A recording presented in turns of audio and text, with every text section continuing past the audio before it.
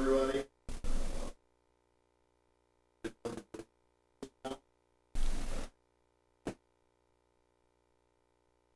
Pledge allegiance to the flag of the United States of America and to the republic for which it stands, one nation, under God, indivisible, with liberty and justice for all.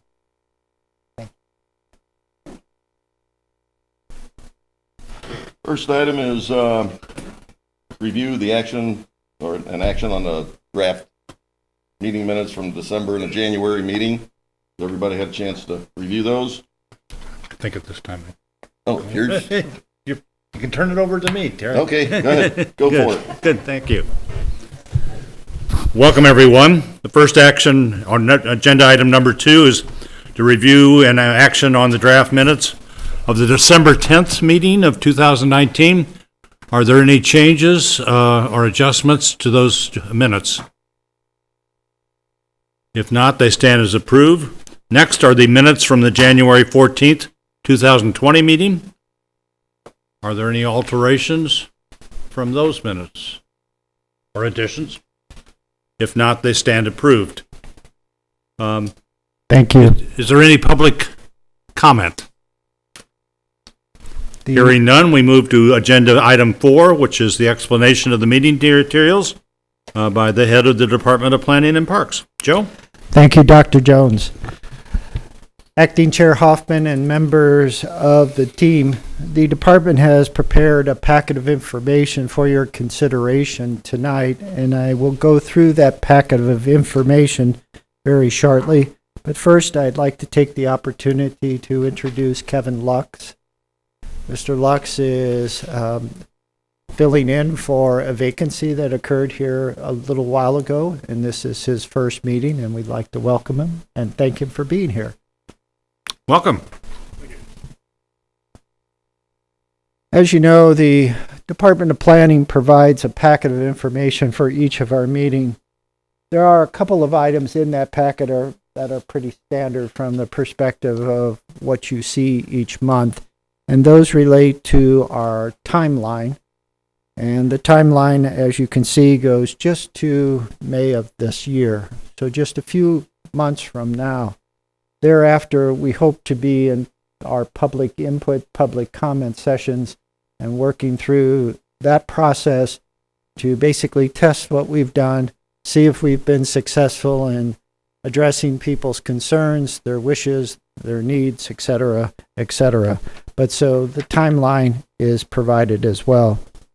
A suggestion of the team was to also create a table that would identify the actions that have been taken through each of our meetings up to the current meeting, and so that's been updated based upon our January action of this year. The other materials really relate to the 2 agenda items tonight, and the department has 2 goals relating to those agenda items. The first is to conclude our discussion of the land use activities associated with the categories that are part of the regulating plan of the town center plan, and then begin the introduction of the neighborhood design standards. And as identified on the agenda, that's the 4th major component of the town center plan, or the 4th of 5 major components. So as you can see, we're working on number 3, and we're moving toward number 4, hopefully by the end of tonight's meeting. As we go through the different agenda items, obviously, please feel free to ask any questions about the materials. We're glad to try to address them as best we can. And as always, if we can't, we'll get you the answers and provide them as soon as we can thereafter the meeting. So, Are there any questions or comments about the agenda before we move into the discussion of the materials? Hearing none, Joe? Oh, I'm sorry, Deborah? We did not. Thank you for calling. thank you, ma'am. Terry, would you please call the roll?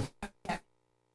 Member Curtis, Member Roten, here. Member Love, Member Edwards, Member Brewer, Member Weiss, here.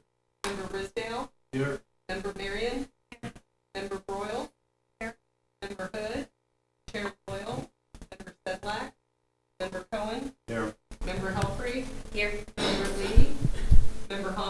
Here. Councilmember Liaison McCutcheon. Here.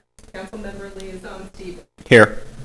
We have a quorum with 11. Thank you, Terry. Thank you again, Ms. McCutcheon. It's that transition from Mr. Loyal to Mr. Hoffman that caught us. Wasn't on the agenda. It was the facilitator's fault. So there's now the discussion of the list of land use activities and possible modifications.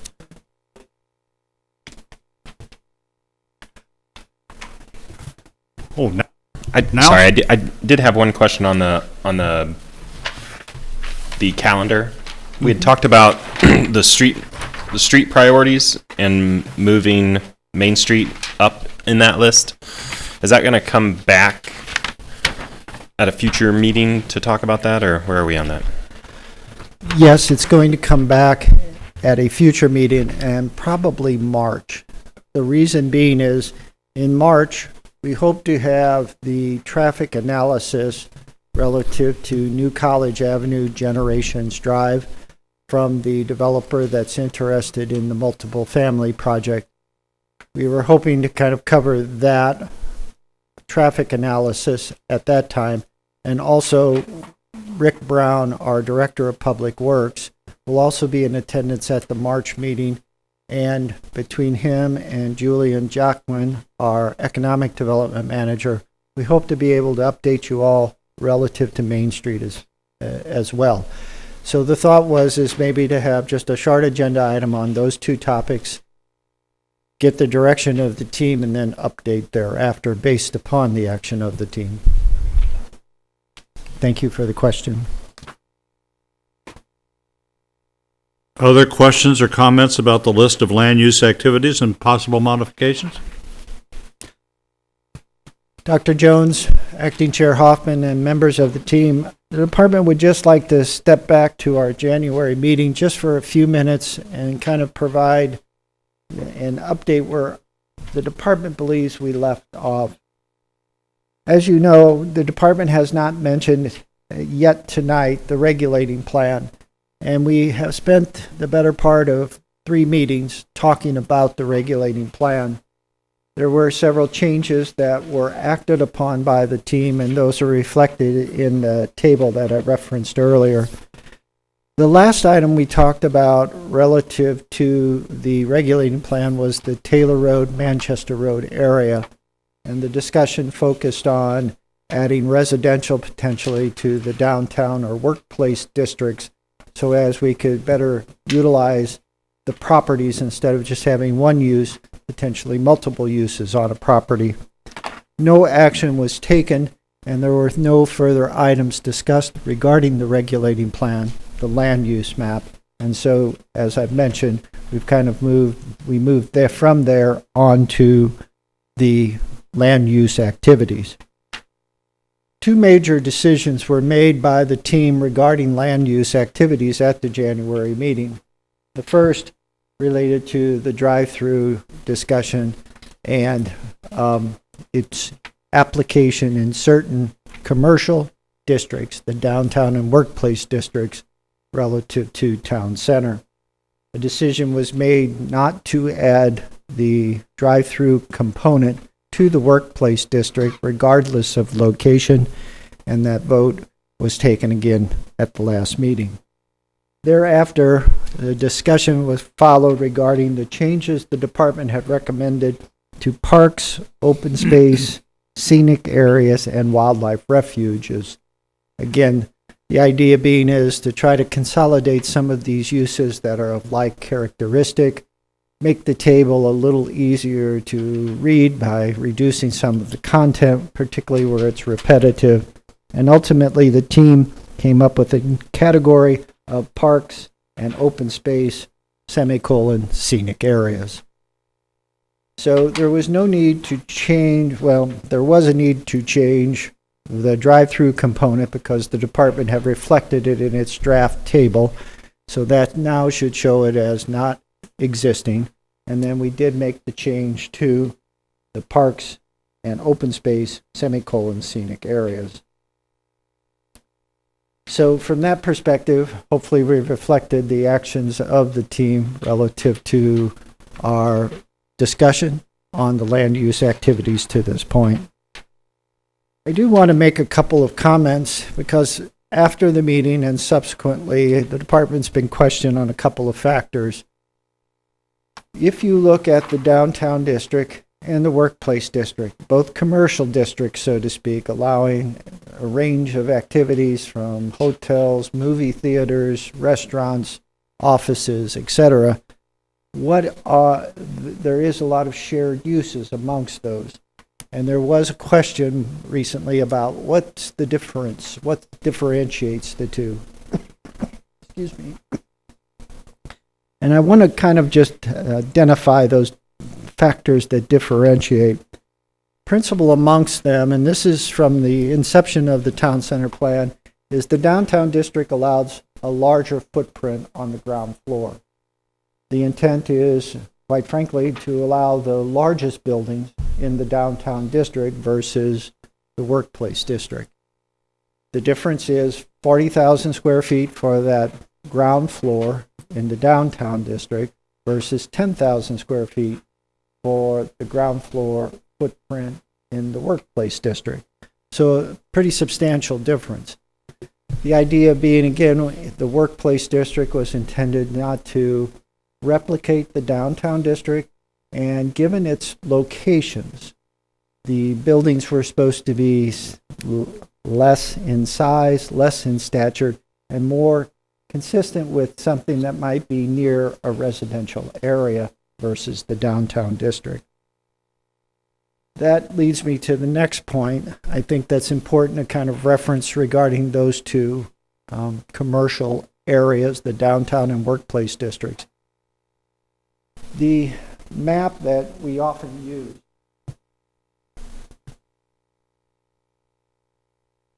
you'll see that the workplace district at certain locations is along Manchester Road, portions of Route 109, and then filled in where we had existing commercial, such as Village Plaza. The intent was to replicate either historical patterns, in the case of Grover and Pond, or existing developments, such as Village Plaza, or intersections that were not primary but secondary in terms of their characteristics. A primary intersection is Route 100, Route 109. A secondary would be Route 109 and Manchester Road. So when you review the map, you can see that the workplace district has been strategically placed along certain areas of town center, and those areas have roadway characteristics that are different than downtown district in some regards. But equally important, a lot of the workplace district designations are in close proximity to residential areas. So again, the idea being the downtown district, the more intensive, is pushed or segregated or zoned reflective of its proximity in many regards. Now there's exceptions like Schnuck's Wildwood Crossing, which was approved by St. Louis County, started before the incorporation of the city, and obviously is a downtown district designated use. And then finally, the downtown district was selected in many regards by availability of land, the topography of the land, and access to Route 100. And so as you can see, when you look at that color that represents downtown district, we have that almost entirely placed now along Route 100 in the vicinity of either Taylor Road or Manchester Road. So I hope that explanation kind of helps in terms of why the replication of uses, but there are characteristics that are associated with each of those land use categories with the intent, quite frankly, to ensure that the intensification is more in the downtown district and not the workplace district. So that's what we've got. Any questions or reactions or comments on Joe's remarks? Moving on. Now, returning back to our plan table, I know it's not easy to read necessarily on the wall behind the dais or on the monitors, but again, what Terry and I did is we identified the list of current land use activities. We then identified the list of proposed land use activities. We then went through and provided the columns, meaning downtown, new downtown, workplace, new workplace, etc. And I think the overarching trend that the department took was to make more uses conditional than non, and to consolidate, when possible, those uses that are very similar in nature, or use activities which have never been requested in the town center area in the past 22 years. Now, suffice to say, if we proceed forward, we'll probably get one of those eventually, and I'll have egg on my face. But as I say, I think we're safe in that bakeries seem to be closing more than opening, and under our definition of retail, a bakery could easily fit within that as well. So there's a lot of zoning aspects that go into the land use activity chart, and I think it's important to know that nothing's, for the most part, been eliminated. I think it's just a matter of interpretation of activity, retail versus a bakery, et cetera, et cetera. So from that perspective, the department has provided you what it believes would be a reasonable approach in terms of our land use activities relative to the update of the town center plan. I do want to note that the Architectural Review Board, that's in 2018, more so than 2019, spent a great deal of time updating the architectural guidelines. I mentioned this at some of our earlier meetings right after the kickoff of this process. And as they went through the architectural guidelines, certain members noticed that there were certain activities that they questioned. Why is this not with this? Why is this allowed and not allowed, et cetera, et cetera. And so we've provided you a summary of the discussion that the Architectural Review Board and the Department of Planning had regarding permitted uses in the town center area. That's this particular memo that's been part of several packets over the course of time. I don't want to skip over that, and certainly it might lead to some good discussions about the proposed table. So I guess I was hoping we could start there. If there's anything in that memorandum that came from the Architectural Review Board you'd like to have identified, explained. And I think it's key to note at this time as well, Mr. Hoffman is the liaison from the Architectural Review Board and participated in the discussion of this particular memorandum.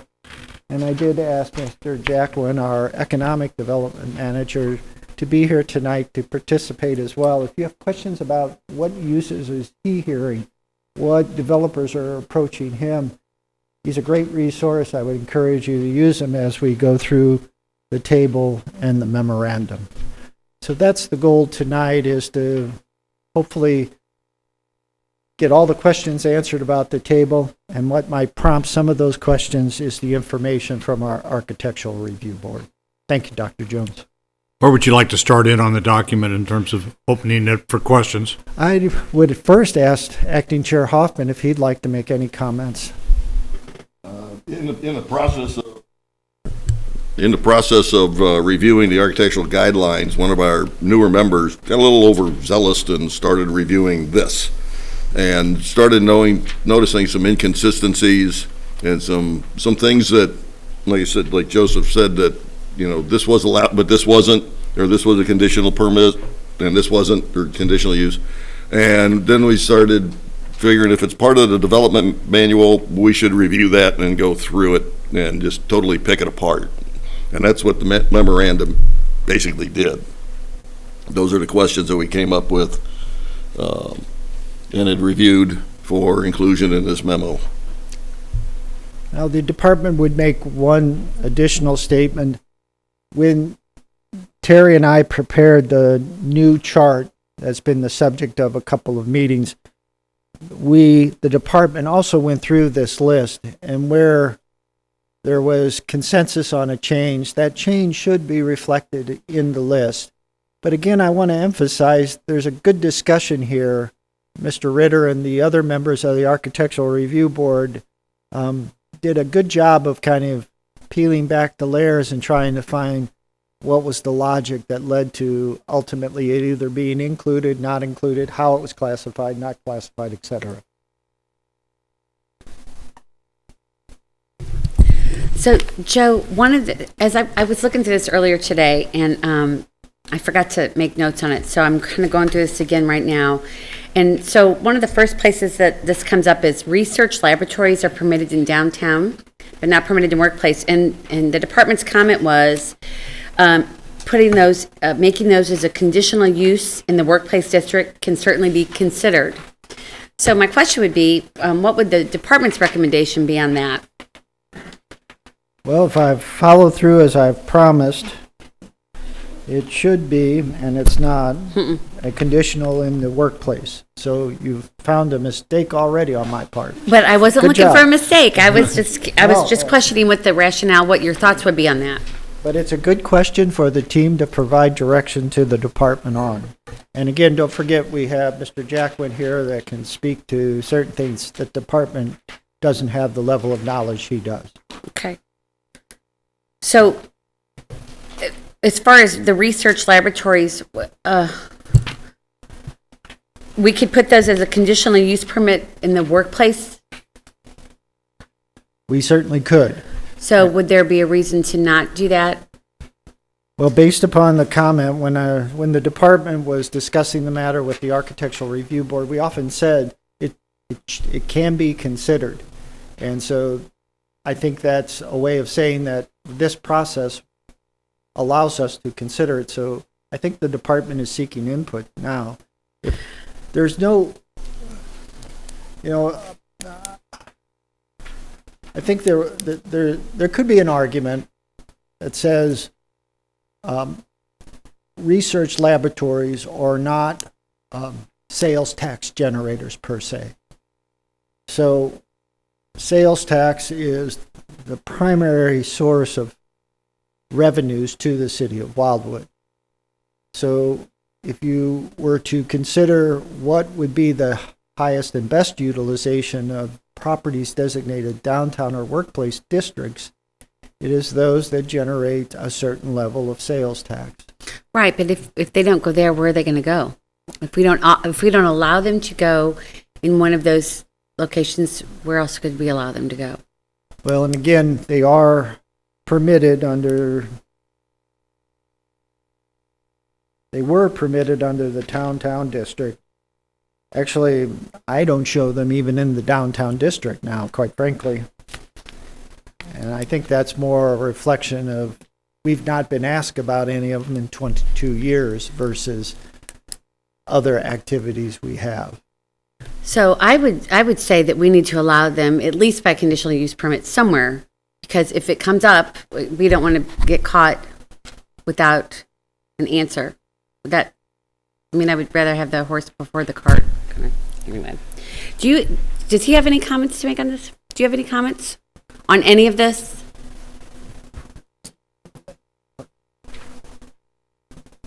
On the research labs in particular? Or? Anything. Any of this. Yeah, sure. You're the expert. Pick your topic. So on just because that's the topic at hand, on the research labs, I've encountered a couple of people that are interested in opening life sciences incubators. Individuals that own companies in the Cortex hub that live close to home and are looking for more of a home-life balance, work-life balance. I I don't know if that specifically falls under that research lab category, or if it can be considered professional office, but that's something that in some capacity should be maintained. Most of the locations that type of a user had been targeting recently were more in the Old Manchester corridor, which is workplace. So having some kind of allowance for that would help that user, unless there's an opportunity to consider that use under a different category, like professional office or something similar. Most of the groups I've talked to are usually within the restaurant, service, retail realm. So that's usually what I'm most concerned with. Trying to provide the most opportunities for those groups in the most locations is always helpful. Wildwood is growing, definitely has room to grow, but we're not built out in any capacity. You know, you see a lot of other historic downtown corridors that have a lot of buildings and a lot of historic retail spaces that we just don't have. So there's always a need for additional space and additional retail space that is affordable. So having greater allowance for those uses definitely benefits the opportunity for those groups to come in. The quantity of groups I've met with that are anywhere from restaurants, bakeries, commercial kitchens, those types that are looking for space and just can't find space are growing every day. So having greater allowance for those kinds of uses is definitely beneficial. If that helps. Nouse? And would the research laboratory fit a 10,000 square foot footprint? So Yes. there wouldn't be any.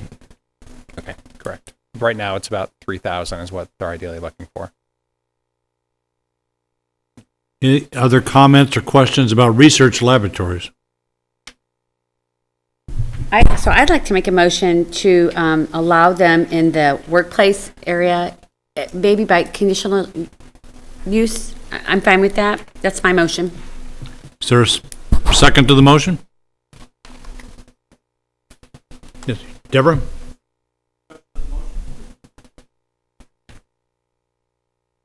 I assume you're ready to vote then?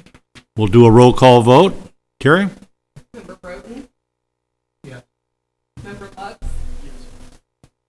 Member Weiss? Yes. Member Ridsdale? Yes. Member Marion? Member Broyles? Yes. Member Cohen? Yes. Member Helfrey? Yes. Member Hoffman? Yes. Councilmember Liaison McCutcheon? Yes. Councilmember Liaison Stevens? Yes. The motion passes. Miss, Other items, yes. Elizabeth? I'm looking at the research lab. Turn this on. thank you. As I'm looking at the research laboratories and facilities, I noticed there's a conditional use permit for cultural institutional, and there's only 2 parcels of land in that area currently, and I do not think that either one of those, based on my knowledge of those acreages, would permit a conditional use permit. And they're pretty isolated. Well, one of them is isolated more than another. Certainly, and your point's well taken. The department's position, more so in the cultural institutional overlay district, was the fact that the community college owns 66 acres, much of which is not developed, nor is there a current plan to expand. So the thought was that they may be able to lease property to a research laboratory or similar facility, and therefore would not have the protections a school does as permitted by right, but would be conditional. So I was just thinking that there's available land. It's owned by an entity that would benefit maybe, or vice versa, by being by an educational institution. Okay, that's helpful. Thank you. Okay. My next part. So on this list, I noticed that bakeries kind of went away when you look at the second column as their own specific designation, sorry. Also, the other one was where it says stores and shops, open air markets and retail, I noticed that those have gone. So my question to you is, where do the bakeries, what category do they fall into? And the category that says shops and open air markets, where do they fall into? And then he talked about having businesses are looking for kitchen space. And so where would those kind of businesses fall into? What categories? Bakeries and store shop and open air markets for retail purposes, given the definition of retail that's been utilized by the city, would all fit into stores and shops for retail purposes. Okay. So I think the differentiation that was provided in the original town center plan is not necessary, because if a bakery came, it would be in a retail setting 9 times out of 10. And I'm not sure what an open air market is. Is it a farmer's market? We accommodate that in the downtown district. And so it's a retail business as far as the department's concerned. So we kind of brought all those into a single category. Okay. Thank you. Deborah? Yeah, I'm looking at item I, shops and stores for retail purposes. And it said it's allowed for shops and stores in the neighborhood general district. I'd like to see that as a conditional use rather than just permitted. And again, it's because of the housing in the area. The department would offer no objection to that suggestion. You want to make that as a motion? I'll make that as a motion. Is there a second? Vicky. Yes, sir. Discussion of the motion? If not, let's move to a roll call. Terry? Member Roden? Member Luck? Aye. Member White? Aye. Member Risdale? Aye. Member Marion? Aye. Member Broyle? Aye. Member Cohen? Member Helfrey? Yes. Member Hoffman? Council Liaison McCutcheon? Yes. Council Liaison Stevens? Yes. The motion passes.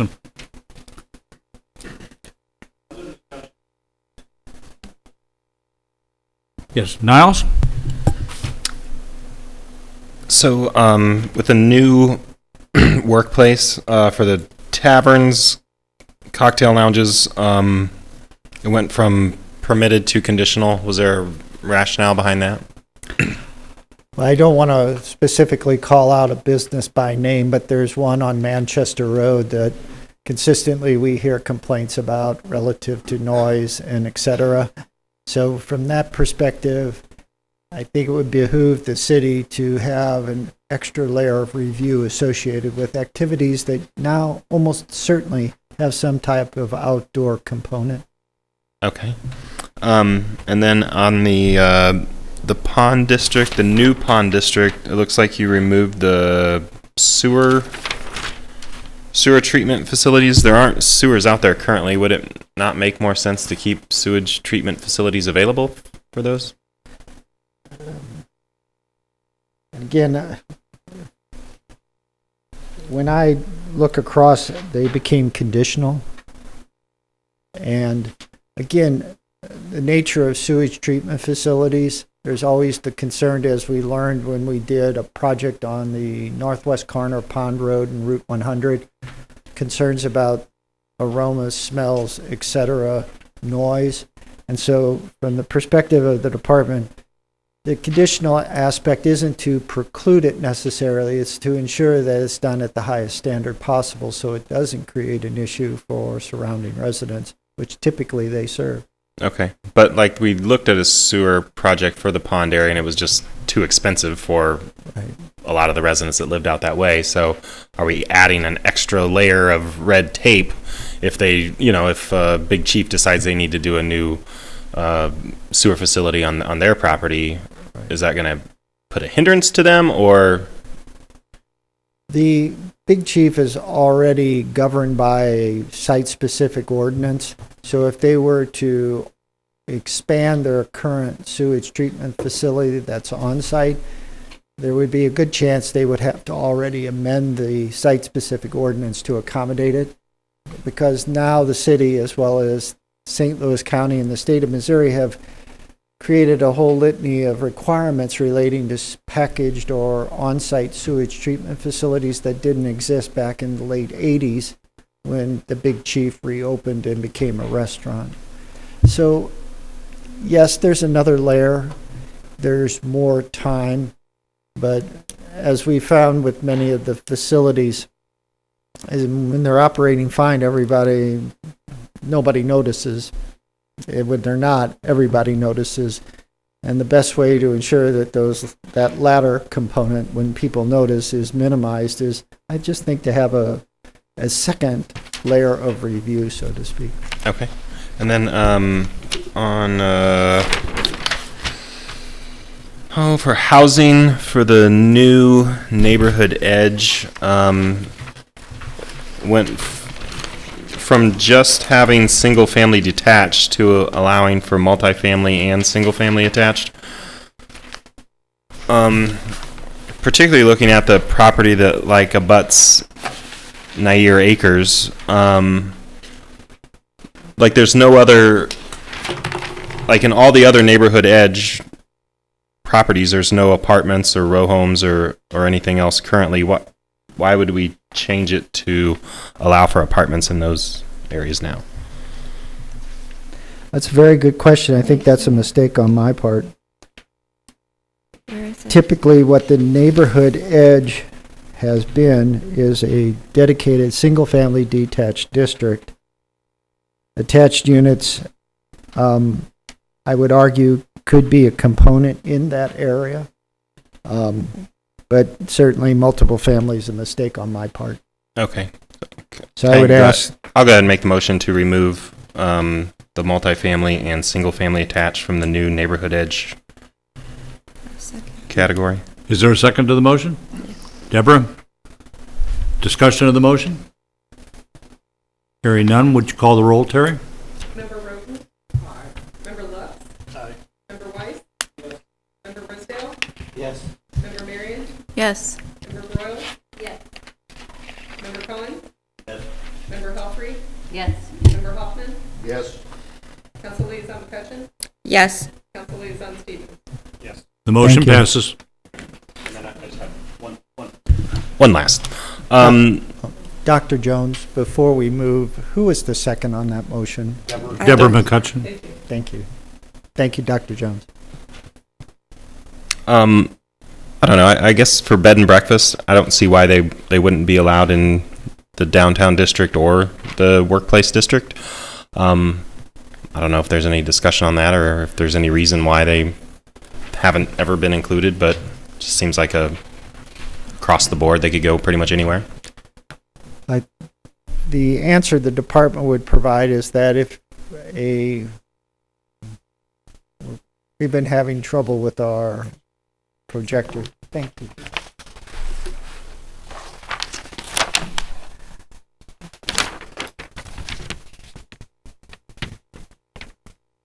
I'm going to delay my response because I don't think we're live. We are. You wouldn't mind.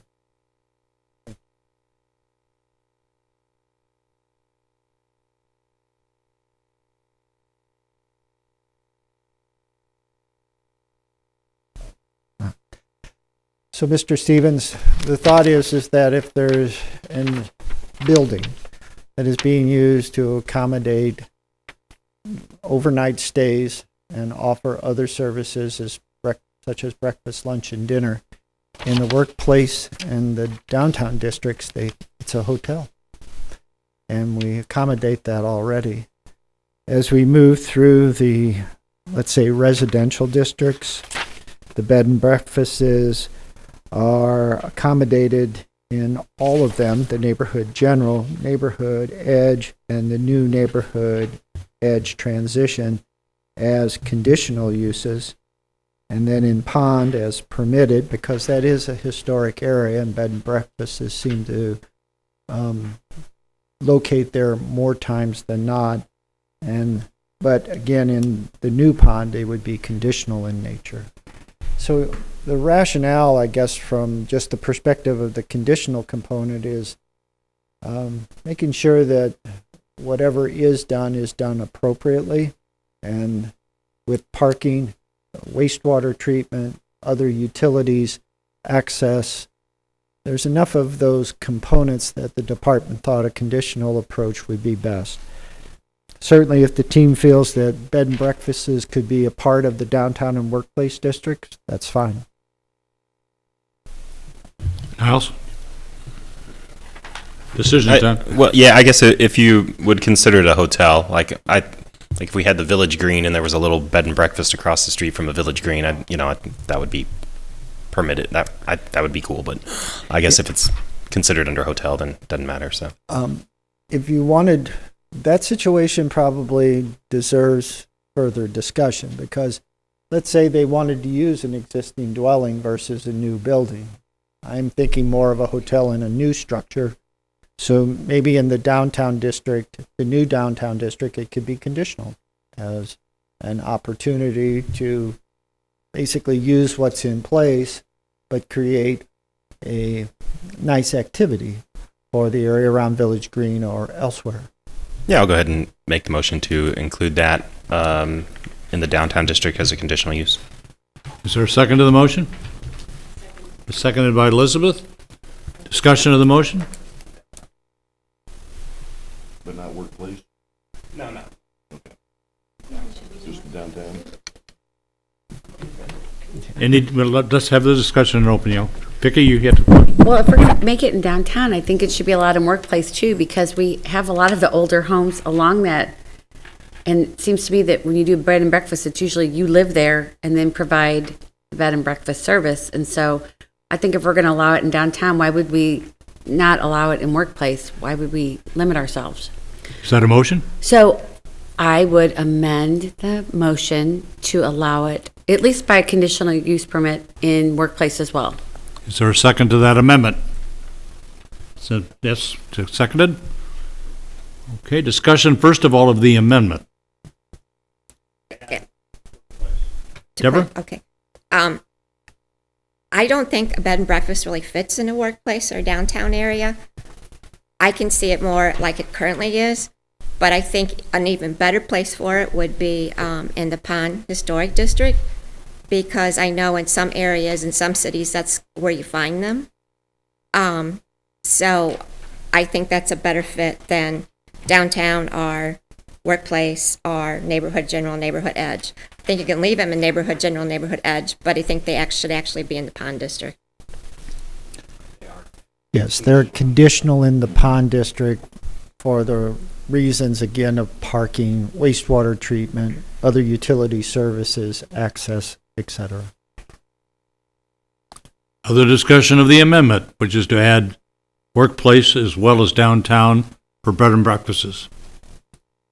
Hearing none, this is a vote on the amendment to add workplace. So would you call the roll, please, Terry?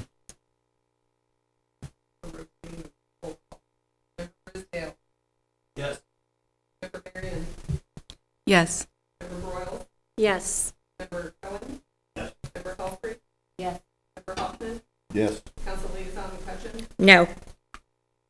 Council Liaison Stevens? Yes. Member Roden? Yes. Member Lux? Yes. Member Weiss? Yes. The motion passes. Now the motion is to add both the workplace and downtown for bed and breakfasts. Discussion of that motion. Hearing none, let's go to the roll call. Member Marion? Yes. Member Broyles? Yes. Member Cohen? Yes. Member Hallfrey? Yes. Member Hoffman? Yes. Council Liaison McCutcheon? No. Council Liaison Stevens? Yes. Member Roden? Member Lux? Yes. Member Weiss? Yes. Member Brisdale? Yes. The motion passes. Thank you. Terry was next to here, and then Vicki, you had your hand up a previous year. That's been taken care of? So we'll go Terry and then Deborah. All right, I wanted to make a comment about the sewage treatment plant. Miles sort of had a whole bunch of other stuff with it, so I almost forgot what I was going to say. But right now, I think sewage treatment plant's got to go through Department of Natural Resource, St. Louis County, and MSD. And if you've ever dealt with MSD, they've got so much red tape you wouldn't believe. I'm not too sure we need to add any more to it. If they get through those three, they deserve a medal. Well, certainly you're correct regarding the Missouri Department of Natural Resources as well as St. Louis County. But outside the jurisdictional boundary, the current jurisdictional boundary of Metropolitan St. Louis Sewer District, the city's the actual review authority. Is We that 109? Okay, so anything over 109 is outside MSD's jurisdiction? So right now? like the recirculating sand filter plant at Right. Wildwood Middle School, MDNR issued the permit. The city took that permit and added additional items relating to landscaping, et cetera. And then once the city authorized that, St. Louis County Department of Health then stepped in to verify certain aspects under its authority through the state of Missouri. But does the land use differentiate between outside MSD and inside MSD? It does in my mind because, again, when we're outside MSD's jurisdiction, I think that extra level of review for those types of facilities needs to come from the city. As you But know, do you need it inside their jurisdiction? I would argue probably not. Because again, as you say, MSD is the authority, and we can be more restrictive than MSD, but not less restrictive. But MSD does a very good job with wastewater treatment. Well, they're also more or less looking into the function of the system and the drainage and all of that, not necessarily the landscaping. Correct, and there's certain things like the state requirements say there has to be fencing to secure the area. The fencing has to be a certain type and a certain height, and it has to have signs on it. It mentions nothing about color, and so from that perspective, we often require it to be in black or architectural brown, so it melds better or kind of fades away to the background around it. So those are the things we do. They're probably they add cost, but I think in the end of the day, they make a better facility. Would ARB review that? I mean, I don't think we have reviewed one, but is that considered a structure? Or? The fencing is not considered a structure unless it exceeds 6 feet in height. Okay. Then you would see something. Okay. Thank you, Joseph. Deborah was next, and then Vicki. So on colleges and universities, why would they be permitted in downtown? Wouldn't just the footprint alone preclude them? Well, we had a current example of that. Mr. Jacqueline and I, Lindenwood University had a small classroom setting over in Building D by Table 3.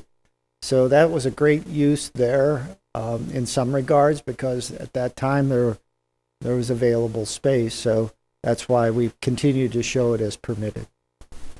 And then my next question or comment is the libraries. I really don't think they fit in with neighborhood general, again, because of housing. I think neighborhood edge, there's a lot of areas where it could transition and be fine. But I'm going to make the motion that libraries are not permitted in neighborhood general. Is there a second to the motion? And just to ensure, so under the new neighborhood general, libraries are shown as conditional. Mm-hmm. And I don't think they should even be conditional in that area. So just remove it completely. Right, Okay. for housing, yeah. Thank you. Neighborhood general. Last chance for a Or second to that neighborhood edge, motion. I'm sorry. Seeing no second, the motion doesn't survive. Vicki, you were next. Thank you.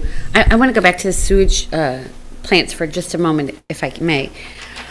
So I'm just going to clear up in my own mind. Anything past 109 essentially is what we're talking about. East of 109, we're not talking about. East of Route 109, MSD provides public sanitary sewer service. Okay. So then we don't need anything in downtown. We don't need anything in workplace. There is a neighborhood general part that is on the other side of 109, and we don't have anything on that for the new neighborhood general. Now, granted, it's in an area that we are discussing currently in other parts, but nevertheless, it's not addressed in here. And then in the neighborhood edge transition west of 109, it is a permitted use but not a conditional use. And then in the cultural and institutional, it's not addressed at all. And so I'm wondering if anything past 109 that we should have a conditional use permit on that. Am I and I may be misunderstanding, so help me understand it. Thank you. You're very welcome, ma'am. Don't ever hesitate to ask questions. So, from the perspective of Route 109, that is, for all intents and purposes, the general boundary. There are areas west of Route 109 that's served by the Metropolitan St. Louis Sewer District, such as Ashford Oaks, north of St. Alban Road Church, Lafayette Trails, Windsor Crest, the Phillips 66, the Old Pond School, the New Pond School, the Community College, Meadows of Wildwood, etc., etc. So the neighborhood general portion that you're looking at west of Route 109 is actually in the jurisdictional boundary of the district, and therefore they would not allow a treatment plant. In terms of why there are conditional in the new neighborhood edge, permitted in the new neighborhood net. The neighborhood edge, for the most part, the new neighborhood edge, is an area that, for all intents and purposes, is in the district as well. So you could argue that it doesn't need to be there. So that's shows as conditional. But if you look, again, all of the neighborhood edge areas west of Route 109 are in the district. Now, in the new neighborhood net, the department identified it as permitted because, again, it's not areas served by the Metropolitan St. Louis Sewer District or is served. For example, the area that we visited off of Woods Road by Grover Crossing, that's still within the jurisdiction of MSD. So they would have to provide sewer service. The area west from the reserve, there's an effort underway by owners of property to bring service to that location. And the department's feeling was if we made it any easier, that may not happen. So the department was hoping that we could extend at least public sanitary sewer service to Manchester Road and Pond Road. That's why the Pond Historic District still shows it as an option. Thank you. Yes, Lindsay? Joe, I was wondering if you could explain a little bit about the reasoning on the accessory dwelling units, which are currently in the new, neighborhood general, but not neighborhood edge or net. That's a very good question.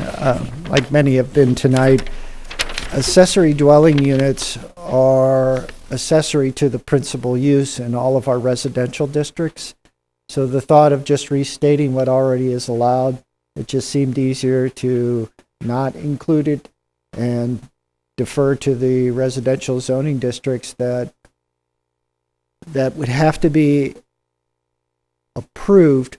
Again, the land use categories do not allow the activity. It's the actual zoning district designation. And our districts, the zoning district designations, treat accessory dwellings as a permitted accessory use. Once the primary use is established, the principal dwelling, you can do it anywhere in an R district if you can meet the requirements. So it's just kind of like, for lack of a better analogy, you have your belt on your breeches and you put suspenders there too. It's like, okay, you probably don't need both. But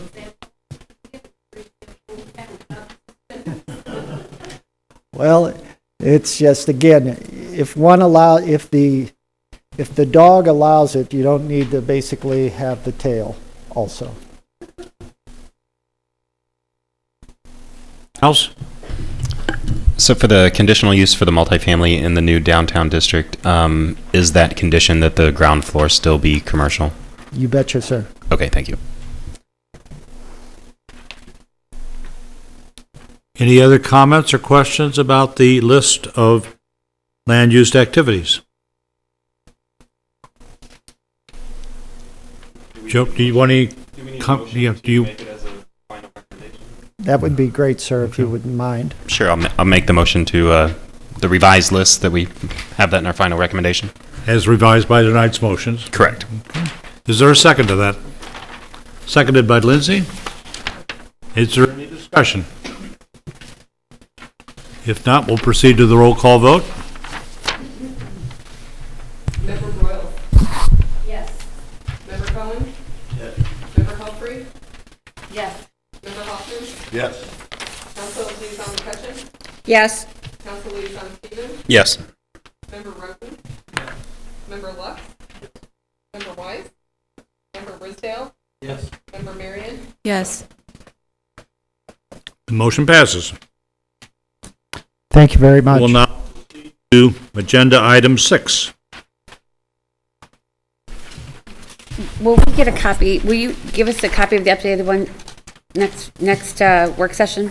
Yes.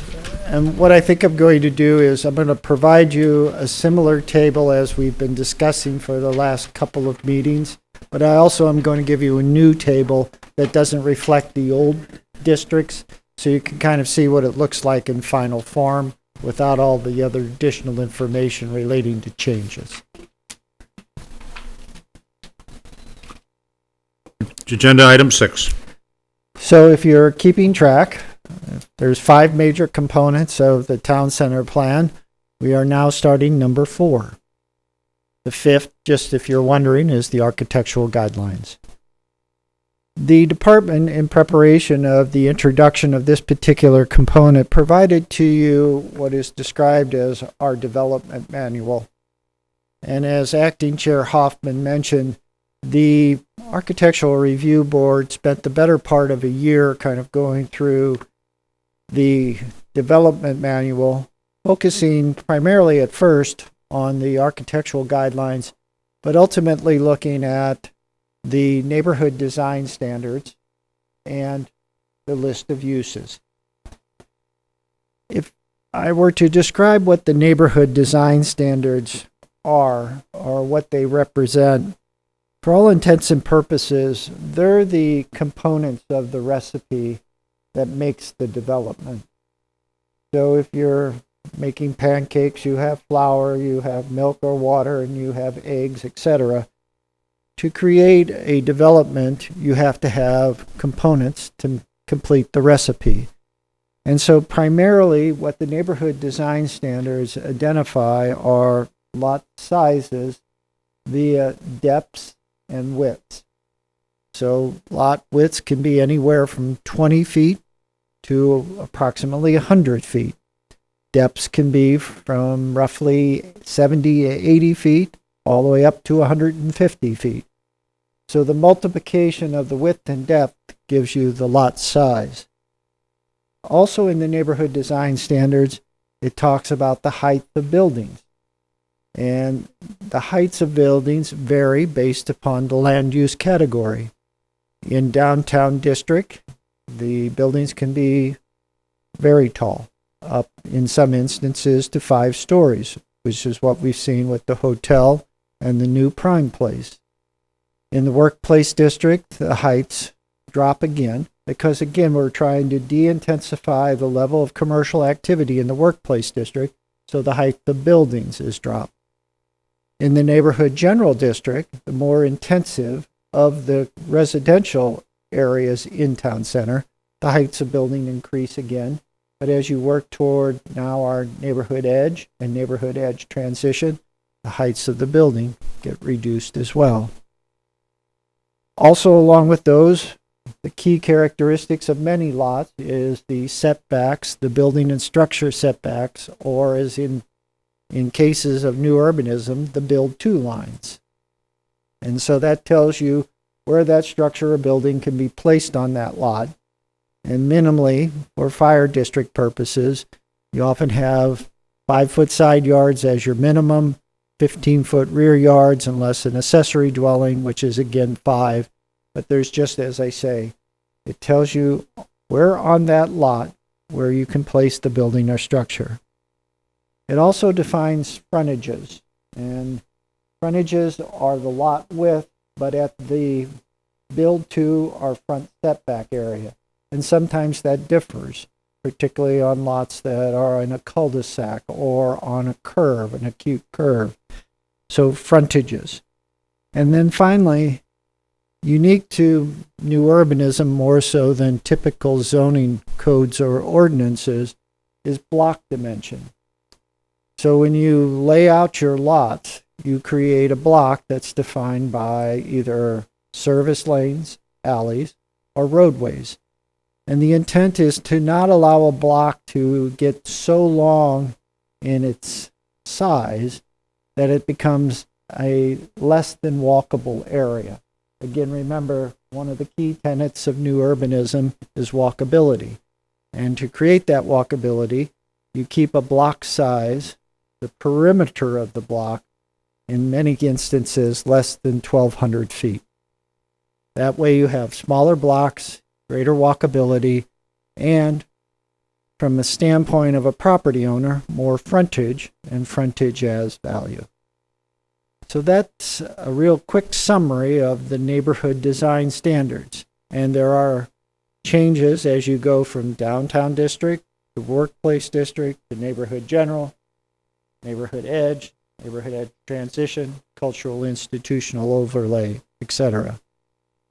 The one exception in the town center plan is the Pond Historic District. And what's there sets the pattern for what would be allowed. So if you have a historic pattern of building placement or block dimension or setback or build to, the intent is to work within the context of the historic character, not necessarily change it.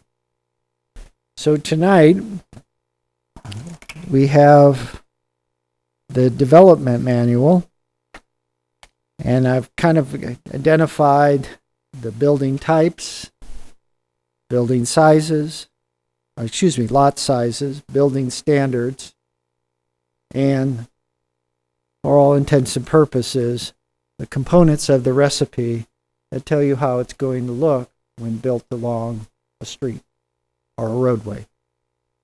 Now, if you look at the development manual, it talks about facade standards. Those are typically our architectural elevations, and then site standards.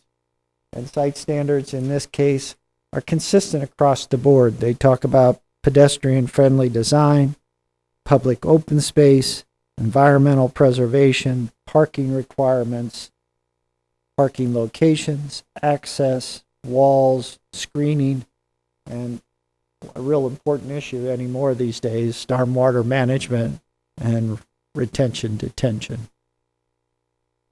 So the neighborhood design standards for our purposes look at lot size, building standards, and those are the key components.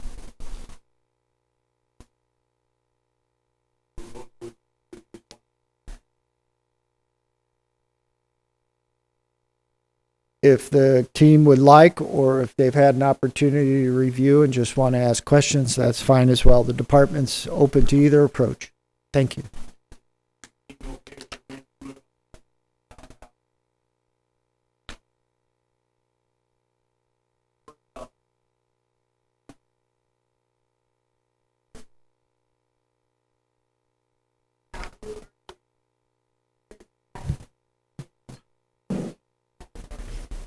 New urbanism is the development philosophy. So from that philosophy, it talks about recreating what I would call, and Acting Chair Hoffman might have a different phrase for it, is creating new that looks like the old. And I mean, It acts like the old. acts Yeah, like the old. where you walk to the grocery store and, yeah. That's a better description. Acts like the old. It should be the common thread that you see through all the design standards and architectural guidelines. Terry? One thing we're gonna have to update, and I would suspect P and Z or planning department can do this, is the permitted land uses in each one of these categories is gonna have to change based on what we've approved tonight. Because in one I saw, it says permitted land uses, it had, bed and breakfast. Well, that's not a permitted use, it's a conditional use. And I don't know if you have to distinguish that from the, it says permitted land uses. Does that mean anything in there can be done even though it requires a conditional use permit? That's always been a confusing aspect, and I think it needs to be rewritten, so your point's well taken. Okay, so that's probably why it's not on the website yet. Well, we kind of, as soon as we finished the development manual review by the Architectural Review Board, the council formed the Town Center Update Team. And so instead of adding something then changing it within a year's period of time, we thought we'd kind of hang on and Okay. do it all at once. Lindsay? That was actually going to be one of the items that I flagged as well, is that the permitted uses are in here and they're also in the chart. Would it be better to just replace it with a reference to the chart rather than trying to state it in two places? I think that's a great suggestion. I'll make a motion. Let me just try whether that's acceptable to the group. We'll make a motion then. So I have a, you said you want to take the part that says building types out of each individual section and put them just, and say, refer to the chart that we just did. So then, Mike, what I would say to you is, when I first came onto planning and zoning, and they handed me all of these documents, my head was swimming. And so if you're going to do that, I would say that someplace in this document, you have maybe that as an attachment. I just think that to at least have that stuff there for anybody looking, it would make it easier. I just would seek to avoid conflicts. So Absolutely. just writing anything in one place. Yeah. So if you restate your motion, Lindsay, we'll get a second and discuss. My motion is to remove the text under the building types and replace it with a reference to the permitted land uses. Is there a motion? I'll second it.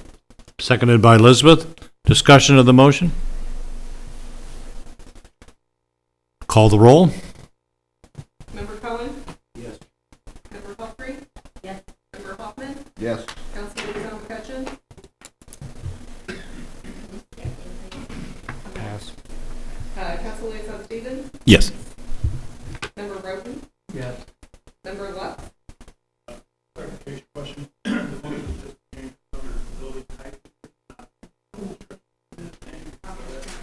Lindsay, would you respond to that, please? I'm sorry, So under permitted land uses, there's a description, and it goes to building type, and there's further description. Your motion was to just be building type description, but it's overall description. I think I misspoke. I meant permitted land uses, so we may have to go back. So, That clarify for you? no. I think so, to the point where I would say no, yeah. Did you already cast your vote? Okay. But are we going to go back? To the roll call. Start over. Yeah, I think, should we clarify it? So I think can we change the motion or do we have to finish voting on it? You have if you'd like to withdraw the motion, then I'll if withdraw your second it, is yeah. agreeable to that? Yes. Okay, so start with a new motion. The new Lindsay? motion, because I misspoke on the first motion, is that the permitted land uses reference text be deleted underneath with a reference to the permitted land uses chart. Is there, Elizabeth, as a second? Yes. Discussion. Yes, let's start the roll call vote over. Terry? Member Cohen? Yes. Member Humphrey? Yes. Member Hoffman? Yes. Council Liaison McCutcheon? No. Council Liaison Stevens? Yes. Member Roden? Yes. Member Lux? Yes. Member Weiss? Yes. Member Risdale? Yes. Member Marion? Yes. Member Broyle? Yes. Motion passes. Thank you. We're still on the downtown segment. Any other comments? Yes. Dan?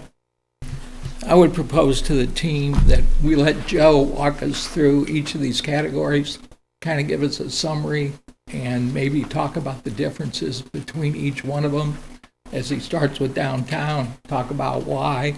Going to the next item, talk about that, talk about the differences, so we kind of get a feel for his flavor for where he's headed versus us trying to pick apart each and every paragraph.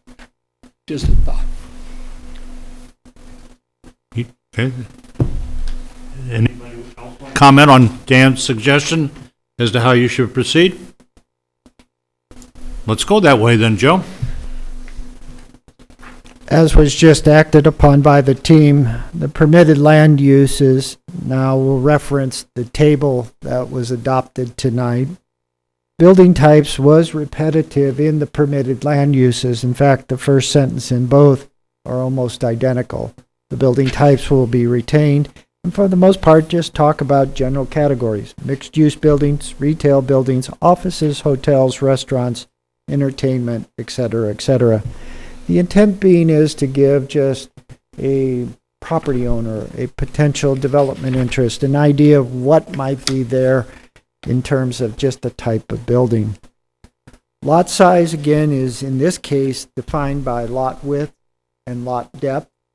So the multiplier is the lot width times the lot depth, and in the context here of a block that's 2,000 feet in perimeter. Now, I mentioned earlier on a perimeter block size of 1,200 feet. That is more in the residential area. Here, the 2,000 foot perimeter is premised again on the larger building footprint. And with the larger building footprint, you increase the amount of required parking. So the block has to expand to accommodate the larger footprint and the greater parking ratio. In terms of building standards, frontage requirement, that more so than any factor in many ways defines what a street's going to look like. The narrower the width of the lot, the more that's allowed within that perimeter block. The wider, again, less, and it really changes what you see as you walk or drive on the street.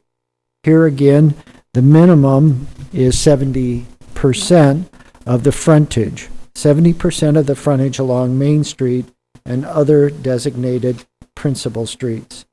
So what it's saying is that they don't want gaps in the street itself, meaning areas where parking is a building, then parking next to it, or parking in front of it, and the building behind it. Again, a key tenet of new urbanism is parking to the side or rear and buildings to the front next to the street. The minimum frontage requirement sets that parameter. Front setback, side setback, rear setbacks, all again are typical of a residential lot, but in many cases in the downtown district are intended to bring the building forward and to allow a very dense or tight development pattern associated with them. Again, in the context of what the fire district will allow under its fire code. Heights, as I've mentioned, in the downtown district, the tallest buildings are allowed there. And in the case of the hotel and now the Prime Place, a new project, 5 stories. And in some instances, that 5th story can actually be supplemented by a walkout. Again, we measure the height of the building from the sidewalk grade or the street grade, not behind the building if there are topographic changes associated with it. Building footprints are included here. And again, in the downtown district, 40,000 square feet. I do want to make a note that in the downtown district, it specifically calls out the ground floor uses shall be commercial. And in terms of large spaces, we have provisions to ensure that there is more glazed or window area along the street versus less. The idea being, again, is if you have glazed areas or glass, you can use those as storefronts, or in a restaurant setting, you bring activity from the buildings inside out onto the sidewalk or the pedestrian area. You create interest for the drivers as they go by, hopefully not too much distraction. But at the end of the day, the more glazed area or windows you have, the preference in the downtown district is sought. So those are kind of the design standard components in the downtown district. To summarize them, the blocks are larger in perimeter. The setbacks are minimal. The building heights are greater. The range of uses is varied and wide. And for the most part, when you put all those components of the recipe together, you have the most intensive land use category in all of Wildwood in the downtown area. Questions of Joe about any of the remarks he just made about the downtown? Vic or Deborah? So I think Mr. Hoffman said this, but I just wanted to make sure. So we're going to have to change in the downtown description any statements in here that contradict what we just did, correct? Very much so, and that'll be the charge of Terry and I. Thank you.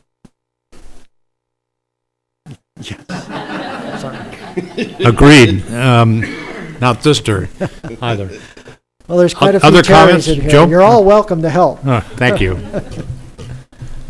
Niles? On the maximum building height, 3.5 stories, does the prime, did we go taller than that, or am I reading this wrong? Or apartments 5 stories or 60 feet? Okay. Yes, Never mind. I see it. It's further down in there. Okay. Any other questions or comments about the downtown standards?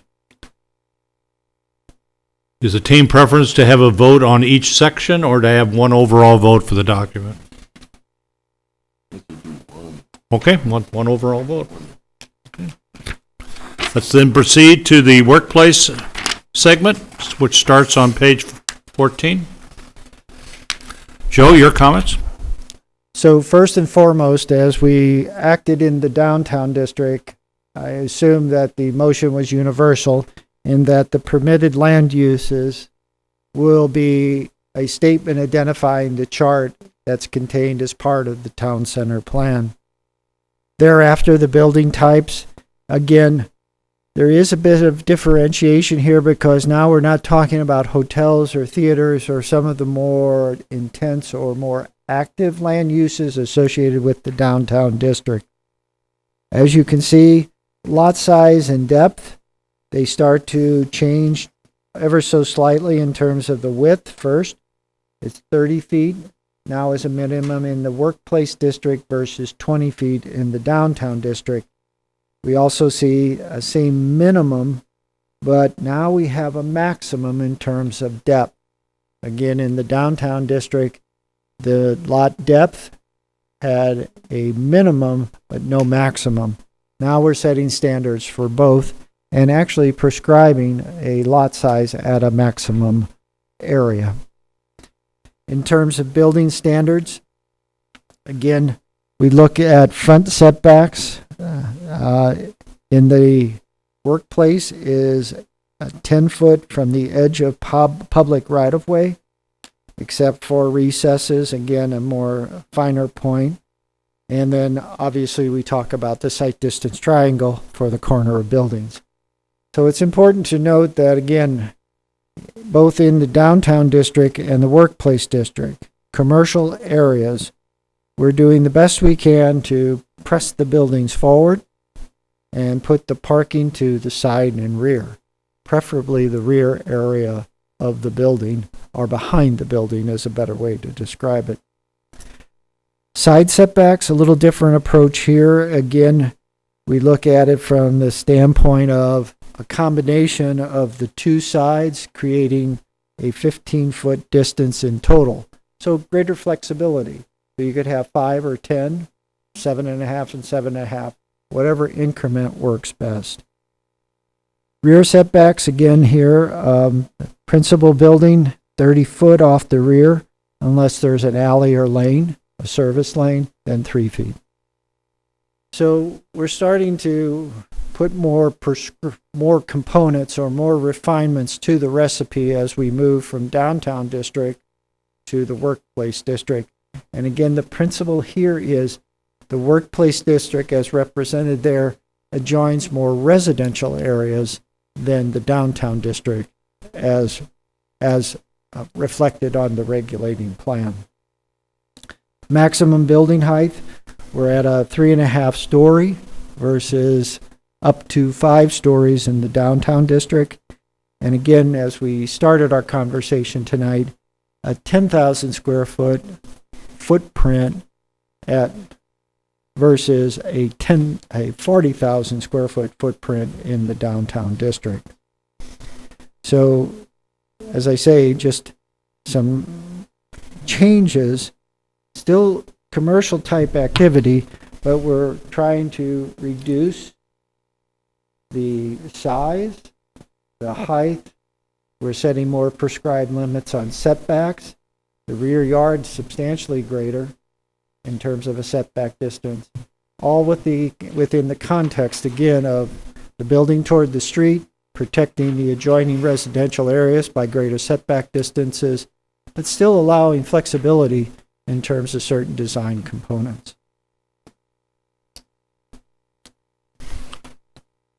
Yes, Niles? On the parking requirements, most of the workplace abuts residential behind it. And it seems like a lot of the parking is in front of a lot of the strip malls and the Three French Hens and things like that. Like going forward, if a new development comes in there, would you still encourage to push the parking towards the back, or is it just conditional on each individual project? How do you look at that? The department always presses a development entity to do the parking to the side, preferably to the rear.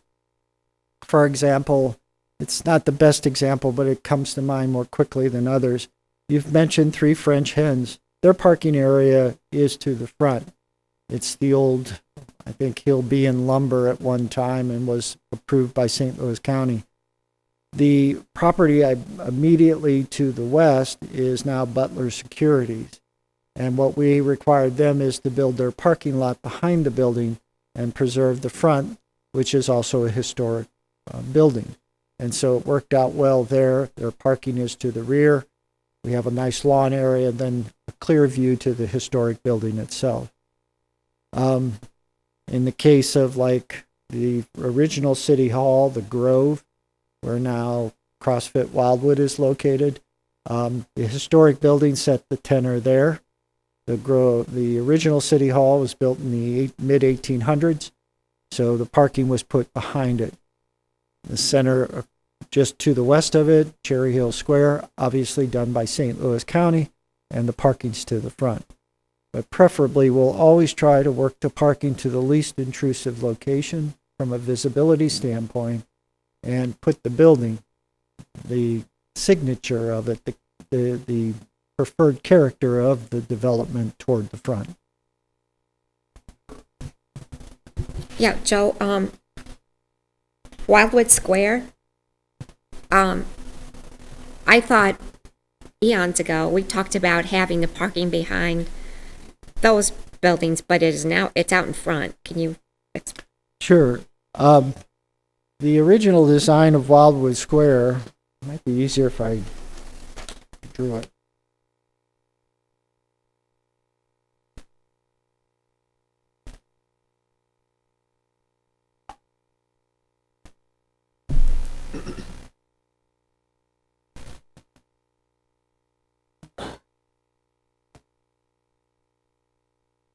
So the original design associated with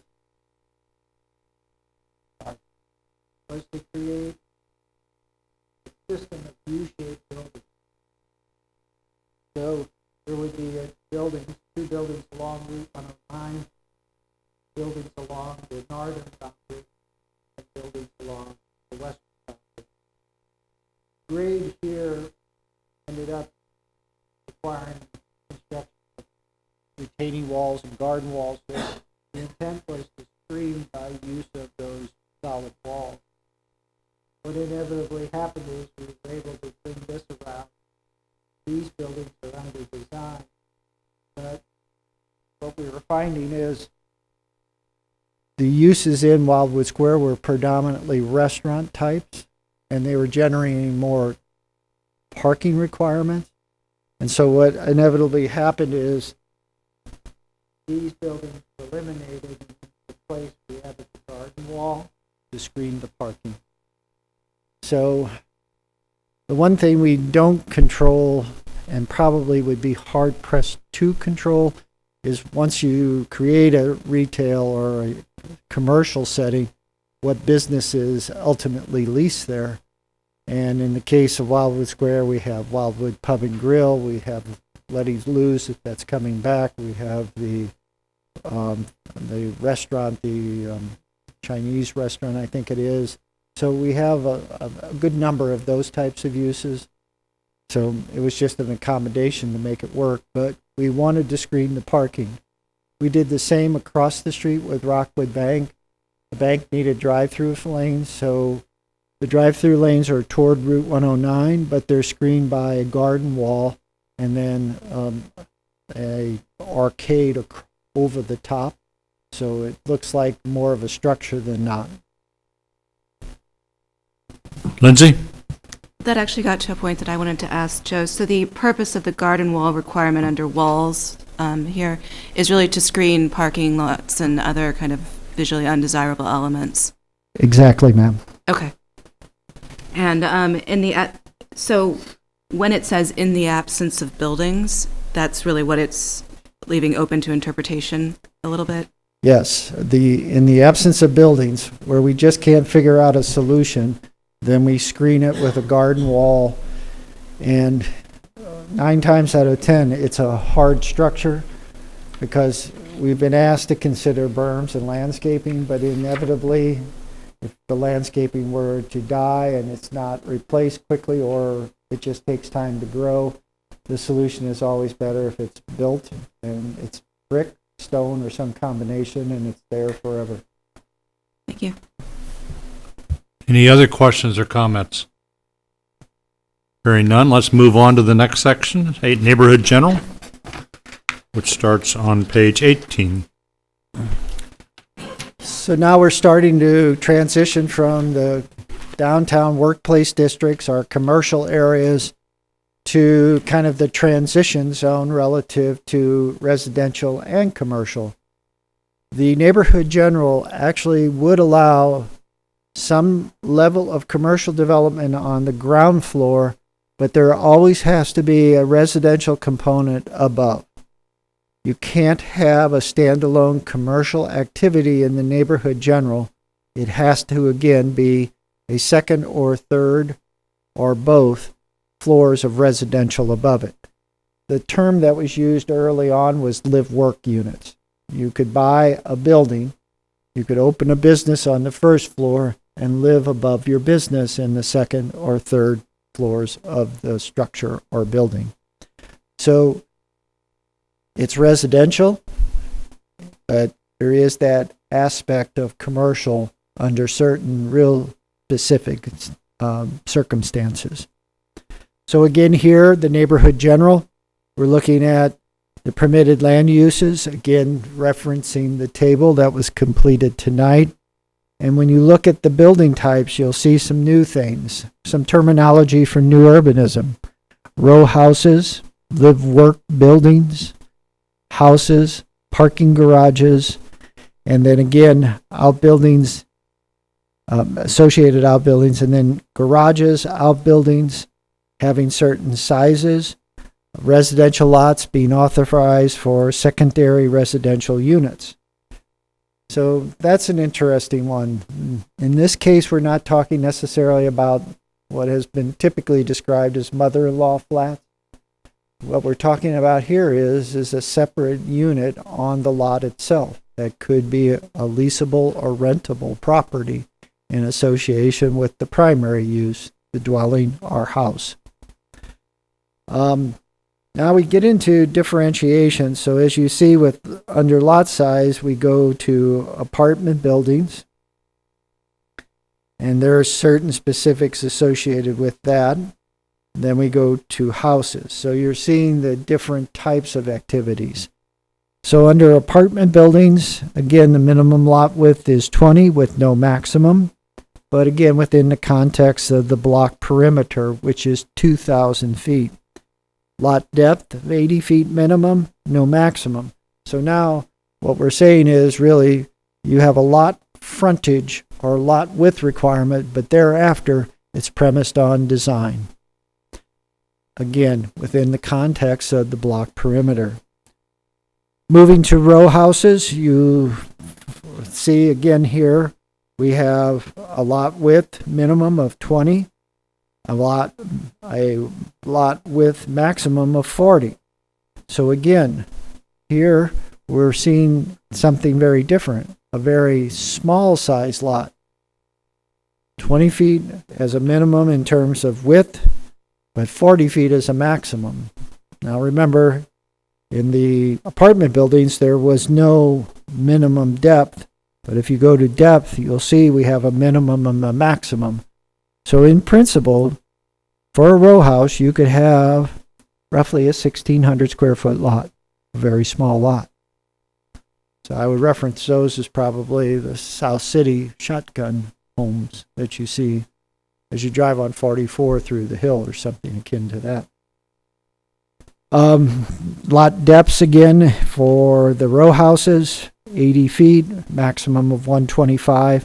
And a key point here, and one we've argued from day one, in the neighborhood general with a row house, has to be served by an alley or a service lane. So rear access entry only. A maximum block is kind of in between 1,800 feet, the perimeter. And again, it kind of gives some qualifications here relating to the requirement can be satisfied in a larger block by dividing the block with a landscape mid-block pedestrian walkway. So here again, as we go into residential, we want the block sizes to be smaller, but we recognize we have a commercial component potentially with the live-work units, so you can break that block perimeter up by doing a little green space at a strategic location within the confines of that perimeter. Then we move to houses. And as you can see with the houses, we have, again, a 20-foot minimum, a 50-foot maximum for lot width. And then we go from there to depth of 80 as a minimum and 125. The block diameter, the block perimeter is 2,000. So what we're seeing here again is some flexibility depending on the type of residential unit. Moving from there, we go to setbacks. In the case of apartment buildings and row houses, at least 80% of the front facade of each apartment building or row house must be placed at a uniform build-to or setback. And then it goes on to say the build-to setback line shall be determined at the time of the street and block plan is approved and should be from 0 to 15 for frontage. So again, apartment buildings, attached units could be at 0 foot up to 15. The problem we found with the 0 foot setback is the utility location. So if we don't have a service lane, an alley for the utility installations, we can't do a 0 foot setback. We just have to put the utility somewhere, front or back. Front yard exceptions. This is one that is used significantly in our town center. We allow portions of stoops, balconies, unenclosed porches, and bay windows to encroach into the front setback areas. So, although we placed the main building at that build-to line or front setback, we allow the portions of it to come out into that front setback within confines of utilities if located there, but still just bringing activity closer to the pedestrian improvement and the street. Side setbacks, 5 to 15. No setback between attached row houses. that kind of defeats the purpose. Minimum rear yard setback, 30 feet from an alley, 30 feet, but from an alley or lane, 5 feet. Building heights, again, we're back up to 5 stories. So 5, 3.5, now 5. Maximum building height for row houses, 3.5 stories. For outbuildings, 2 stories. And then we kind of get back into the rear yard setback, which appears to be a repeat. So let us check that one. And then finally, building height calculations. Now here's something that you don't see in a lot of traditional zoning ordinances. We start calculating the interior ceiling height. So what new urbanism asks is that first floor of a residential building, or in this case a live-work unit, if proposed, has an interior ceiling height that's fairly substantial. We started out years ago at about 12 feet. We went to 11 feet, and we've settled on 9 feet. So the first floor of any residential unit in town center has to have a 9-foot minimum interior ceiling height. We found that the taller ceiling heights required more stairs, and some of the units that we were trying to develop, stairs weren't necessarily something people wanted inside. The changes, the railings, the handrails, etc., etc. A good example is Canberry. That is built at 11-foot height for that first floor. And when you go inside the units, when there was displays there, you could really see the difference in terms of the stairwell leading to the second story.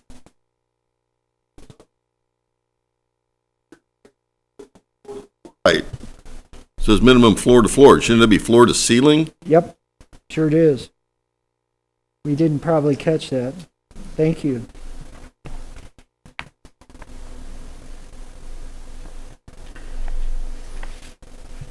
Thank you. Good catch. Houses, we move into the setbacks. Again, 80% of the front facade of each house must be placed in a uniform build-to, but again, from 0 to 15 feet.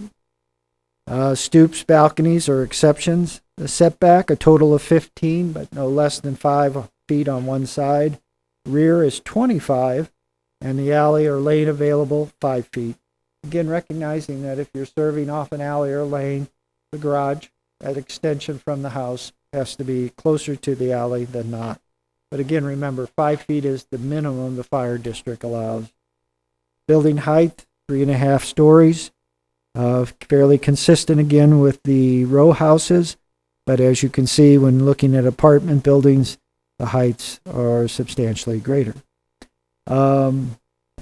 Building height calculations, this is where we start getting into the walkout versus not. And then the outbuilding maximum size, and then the side setbacks for the cottages or houses. And that probably needs to be repetitive.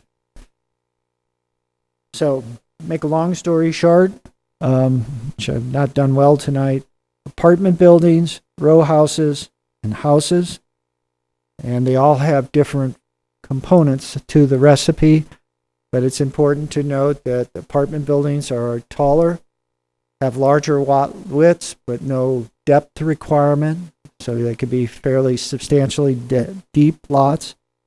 Setbacks are flexible, and as you go from apartments to houses, the restrictions get greater. Questions or comments about that? Go with Lindsay, and then I'll come around this side.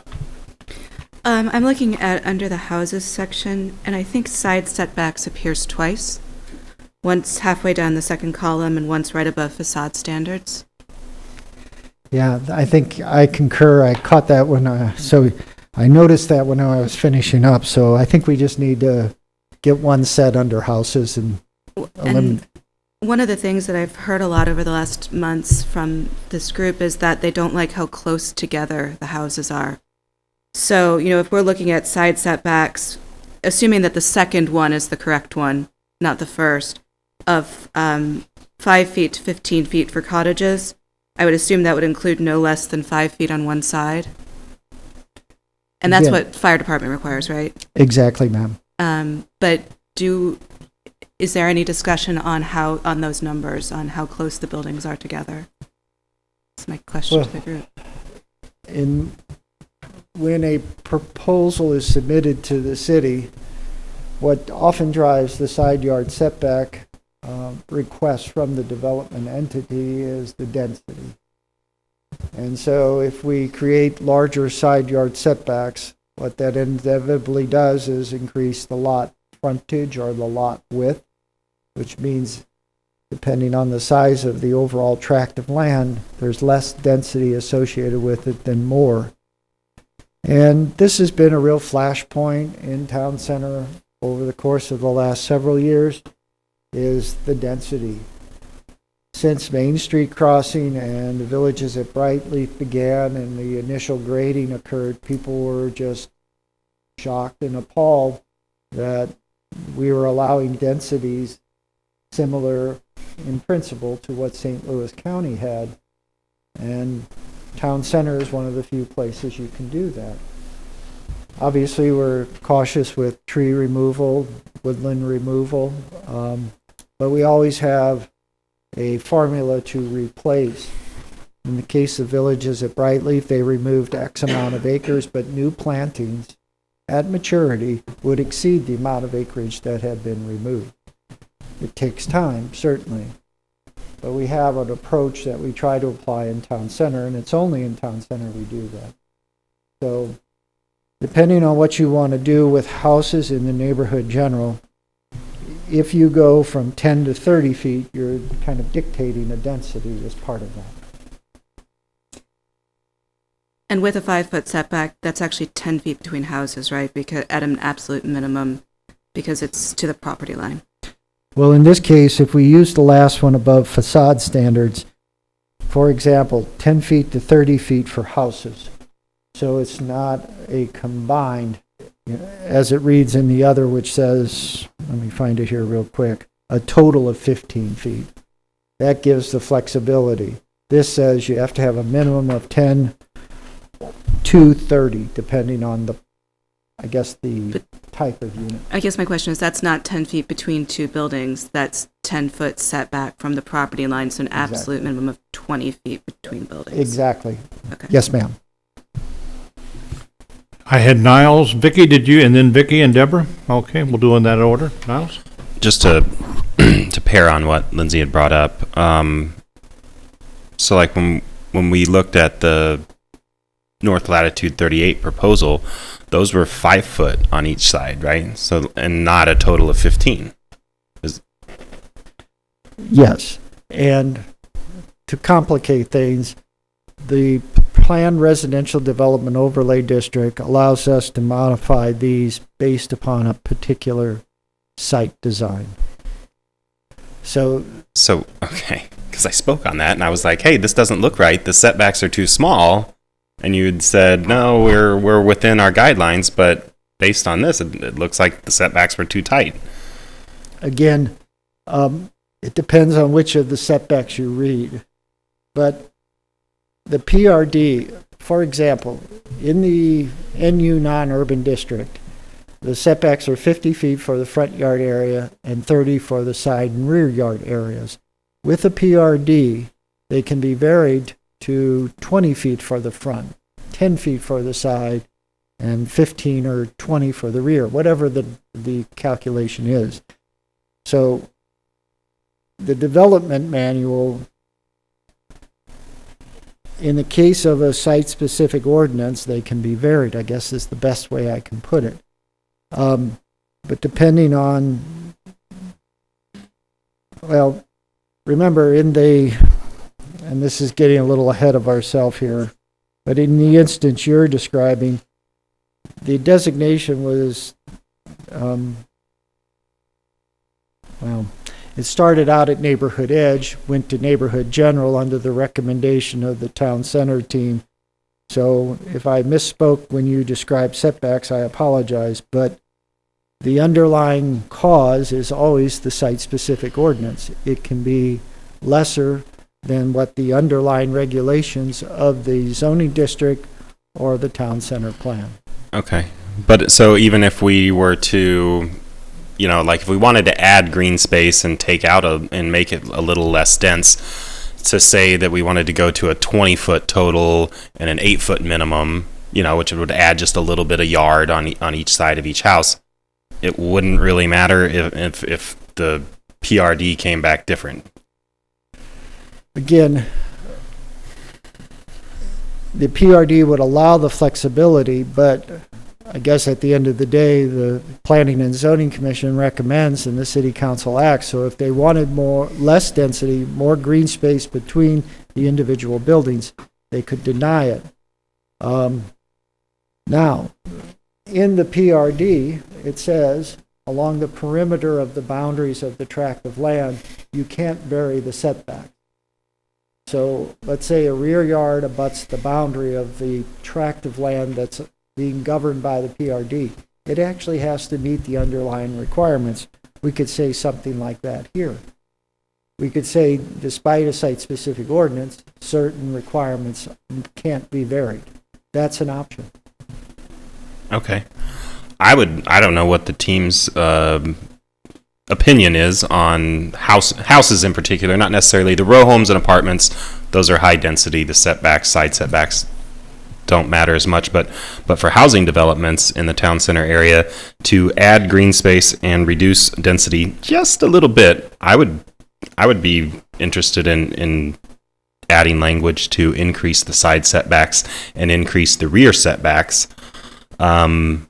Fronts, you want to push them up to the street anyway, so but I don't know if there's any discussion on that. I don't think I'm ready to make a motion or anything, but I don't know if anybody else had any thoughts on that. And then I had some other things, but I'll come back to it. So. Okay. First of all, let's get any reactions to your question about whether other team members had a reaction.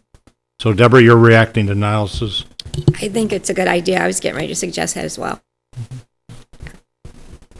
Lindsay? Could you clarify the difference between cottages and houses? It's an Andres Dewani term. Cottages, they're typically smaller and fit on those 20-foot to 30-foot wide lots, and houses are on the larger lots themselves. We've never made the distinction, quite frankly. We look at them as dwellings and detached or attached, etc. Vicki? So I'm skipping ahead, but it's logical. So in my mind, okay. On Neighborhood Edge, it specifically states 0 lot line houses. So my first part is, would you please explain what is a 0 lot line house? So, using a drawing here,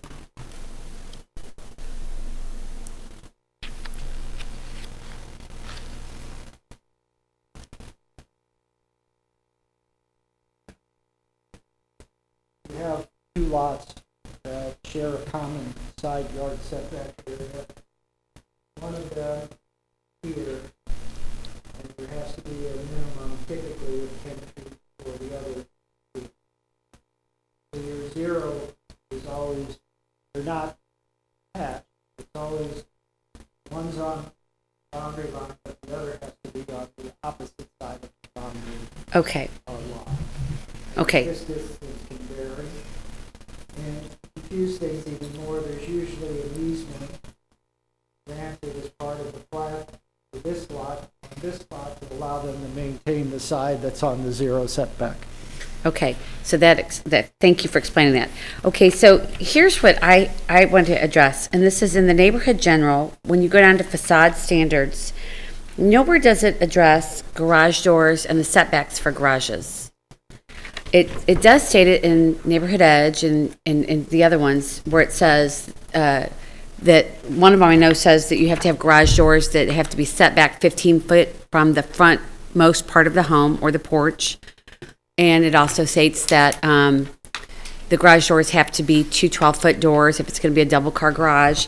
I realize that this does say that under houses, when it talks about lot width on the page above, it does say rear access from lane is preferred. But as we know, that is not the norm. And so I would like to see garage doors and garage access addressed in this. And I would like to see them, if they are front garage access, I'd like for them to be set back as that stated in the other ones, where they're set back at least 15 foot from the frontmost part of the house. Is that a motion, Vicki? That's already covered. Where is that covered? It's not covered in here. It's covered in the architectural guidelines. But if it's, It applies to all. got it, but if it's a covered in every other section, it should be delineated in this one as well, because it's delineated in the other ones. It is. Read. Those are just specific to those land use groups. Mm-hmm. The rest of them, the rest of the standards as far as garage doors, decks, everything else, windows, applies to all the use groups. Right. Anything that is specific to a land use group is in the land use. Well, I want it stated in here that the garages have to be set back from the front of the house if it's a front access garage. Right. Because it's stated in the other sections, and I would like it stated here as well. I know that over in Villages of Brightleaf, that is not, I think that was not done. No, ma'am. So that, I will make the motion that I would like that added in here for the facades, that the Okay. garages be addressed. So would you unpack that pronoun "that" and make it a, I would like the garages, the front access garages, if they are used, to be set back a minimum of 15 feet as they are in the other ones, in the other two sections. And is I'll there a just- second to that motion? Seconded by Deborah. Discussion of the motion? Niles? 15 feet Terry? setback from the lot line, or 15 feet setback from the front facade, or It's from the front Is it- facade of the I other don't- ones, right? Yes, we've always used not the property line along the frontage. We've always used the face of the primary building or residence. So where let's say the front door is, the garage has to be 15 feet to the rear of that. just to make the architecture of the home more prominent versus the garage? Okay. All right. Yes, Kevin. You mentioned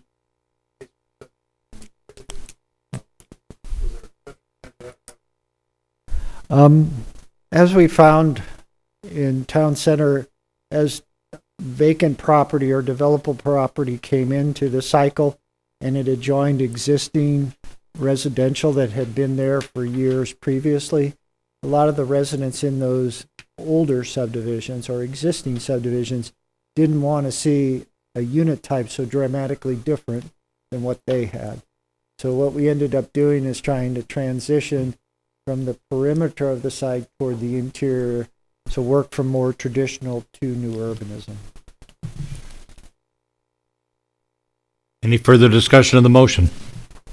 Yeah, Dan? The other Terry, I have a question for you. Yep. So you're saying there's other legislation already on the book that support that requirement? Yes. And this would be doubling it. So, Yeah, I'm not sure why it's in the other, in neighborhood edge and neighborhood edge transition, when it was already covered in, just as the general standards. I mean, there's standards in there as far as shutters. I mean, a shutter's gotta be at least half the width of the window. You can't put a 6 foot wide window and put two little 14-inch shutters on it. so the standards trump this document. It's part of the document, but it's all part of the review Yeah. component. Yeah, the architectural standards are part of this, part of the development manual, and it includes the chart of the land use. And So should we pull, and should all we, that. should we pull it out of here and refer to that as a footnote? Or should we put it in each and every one of these? That's a good question. I mean, if you look at this goes from page 9 to, I don't know, it's the last one on historic, 31. There's additional pages that aren't included in this because they're not really relevant to the land use, the land use classifications. They've been the standards since 96. So Joe, is it covered? I mean, are we covered or not? I mean, if we want to address Vicky's issue, how best to do that? The only response I would have is that regardless if it's in the development manual, every ordinance that we've passed that has front entry garages somehow contains it unless varied. So we do it. We do it through the site-specific ordinance. I guess what I would say is if we're going to do it, telling the development entity sooner than later probably is the best approach. And including it in the development manual, it's just another sentence or two, probably would not harm anything. Okay, now Vicky's got a question. I have another question when she's done, please. Vicky? Okay, so I'm jumping out of order now. But if you go to the neighborhood edge transition section where it says facade standards, it states under there, garage door openings fronting the street may not exceed 12 feet, so that two-car garages will have two individual doors. It states that the garages have to have a setback, and that was also going to be something that I wanted to address since this is a new designation for us, and we are talking about putting one house or two houses per 3 acres. I think that's what we said. I think that we should allow for 3-car garages, and so I don't know that that particular garage door rule about two 12-foot doors is relevant, because if you have one house on 1.5 acres, you would probably want 3-car garages. Facilitator So agrees you're going out of order, so. Right, I we should- am going out of order, but the point is that it's, the garage stuff is in all of these sections, and so we need to either have it all in or not. Okay, thanks. Okay, it's an argument on behalf of your motion. Yeah. Okay, thank you. Any other discussion of the motion? Yes, Dan? Let's finish the motion and then I'll ask my question. Any other discussion of the motion? Hearing none, would you call the roll, Terry? Member Hoffman? Yes. Kathleen McCutcheon? Yes. Kathleen Stevens? Yes. Member Burton? Yes. Member Lux? Member Weiss? Member Brisdale? Yes. Member Marion? Yes. Member Boyle? Yes. Member Cohen? Yes. And maker of the motion? Motion passes. The facilitator calls the team attention to your scheduled adjournment time of 8:30. What is your wish? Niles? I don't mind going ahead and adjourning for tonight, but I do want to make sure that a few items on this get on the next agenda. Can I just email you those, or can we go over them real quick now, or how would you prefer? If you don't mind just going over them very quickly. I know Mr. Roughton has a question, and we do So have another opportunity for public comment before we Okay. close. So Dan actually is first in order here, and then I'll go to Niles. Joe, just one real quick question. Who owns and maintains the alleyways? Typically, it's the homeowners association, but as you know, one of the first actions of the town center update team, a motion was made and a favorable vote was completed to have all alleys become public rights of way and be maintained by the city. We don't have to solve it tonight, but I think it's important we address that and finalize our position. Thank you. Thank you. Niles and then Deborah. Just in regard to the topic at hand for Neighborhood General, 3 things that I would like to see on the next agenda is 1, height of the apartment buildings. Since we just added 9 properties to Neighborhood General that are right across the street from very short houses. The side and rear setbacks for Neighborhood General. And then also the public space, not to include the detention ponds for Neighborhood General. Deborah? Okay, so I want to kind of back up and talk about the space between the buildings so that we can make this less dense. So, Joe, I need help with phrasing the motion, if you can do that. That's up to the team. Do you want to adjourn now and then the motion could be made at the next meeting, or do It's you on want to hear one more motion? I think they're going. Okay. By a vote of 1-0, it's one more motion, so.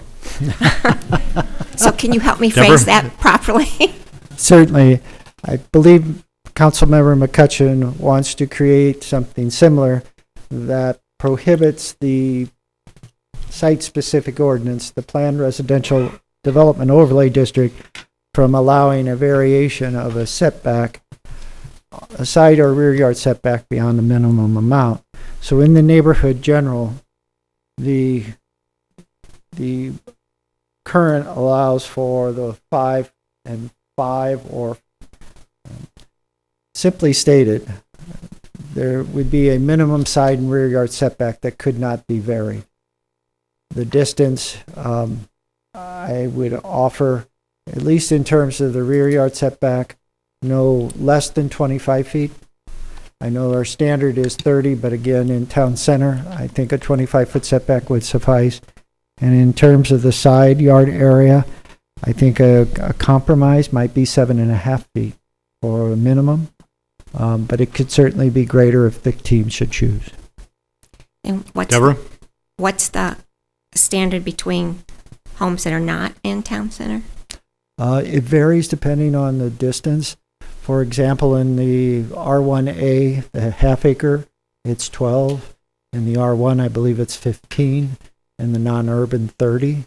And then it drops from there. I believe the R2 is 10, the R3 is 8. A subdivision such as yours, Ms. McCutcheon, it's an R3, so the underlying would have been anywhere from 8 to 10. So instead of the 7.5, can we change that to 8?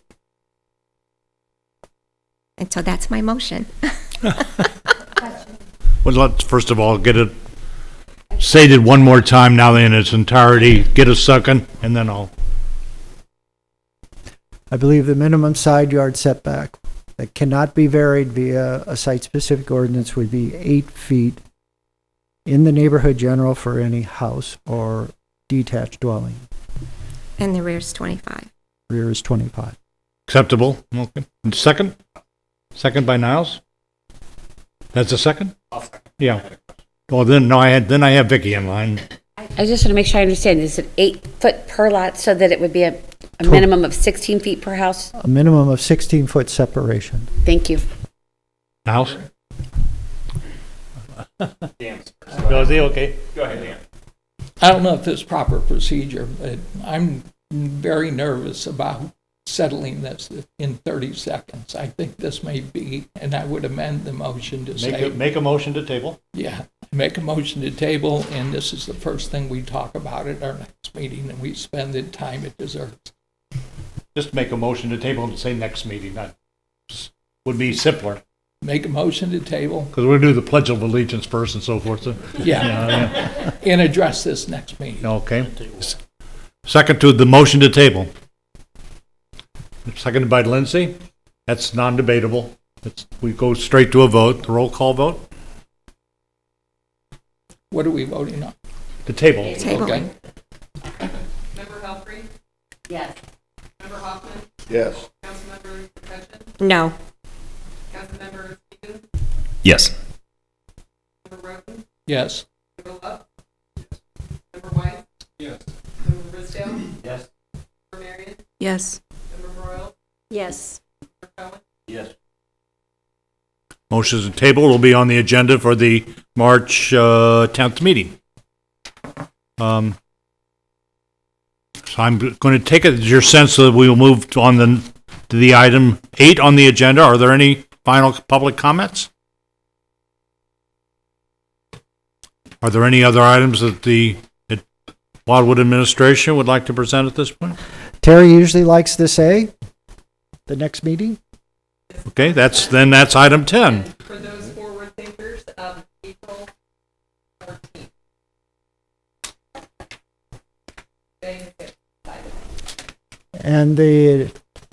And I would like to thank you all for your input tonight. It was a good meeting for us. We found a lot of things that need to be corrected that were in the development manual, and I enjoyed the conversation. So thank you very much. Motion to adjourn? Motion to adjourn. All in favor? Aye. Opposed, nay? Have a wonderful evening, folks. Okay, so